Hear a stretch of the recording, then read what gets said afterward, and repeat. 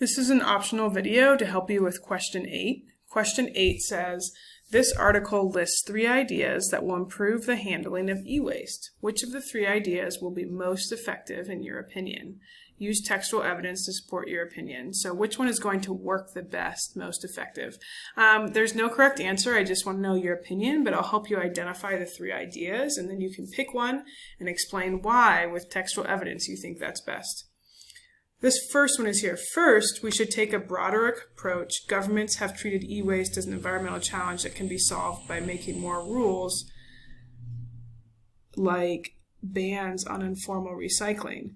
But then they go on to say, the bans are not the only way. We need to do other things. So this first idea is saying we need a broad approach that includes many different things.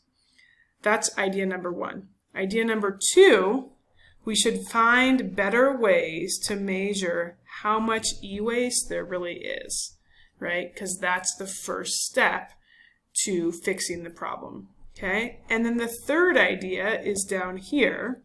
We should try new approaches, okay? For example, it may be possible to combine informal and formal recycling and protect the environment and employ people.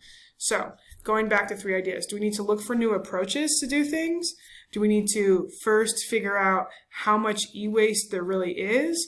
Or do we need to take a broad approach with like many different ideas at once? Okay, which one is best? Give me some textual evidence why.